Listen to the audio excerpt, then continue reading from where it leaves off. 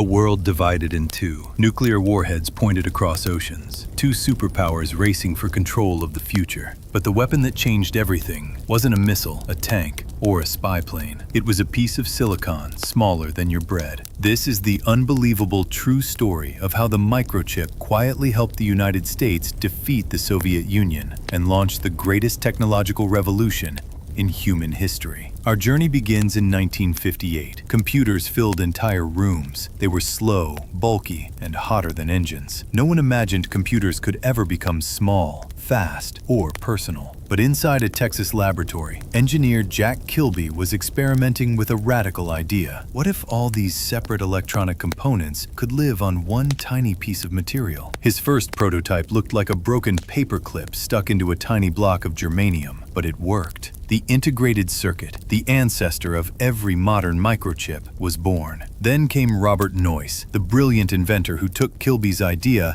and perfected it using silicon, a more stable material. One idea, two minds, infinite possibilities. The US military instantly understood the power of this invention. Smaller chips meant lighter missiles, smarter guidance, better satellites, and computers that didn't take up a whole building. Meanwhile, on the other side of the Iron Curtain, the Soviet Union was struggling. Their scientists were skilled, but their factories couldn't produce microchips at scale. Every time they copied an American design, it was already outdated. The United States had entered the digital age. The USSR was stuck in the analog past. Then, in 1971, everything changed. Intel, co-founded by Robert Noyce, released the 4004 microprocessor, the world's first true computer brain on a chip. It was the spark that ignited everything: PCs, smartphones, the internet, modern warfare, and the digital world you're living in right now. By the late 1980s,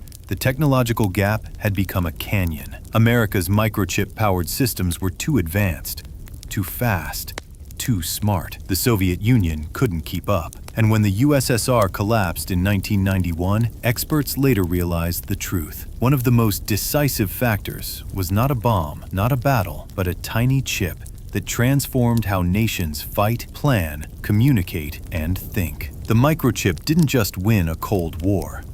It rewrote the future and put the entire digital world in the palm of your hand. So now the final question is, what will the next tiny invention change for us?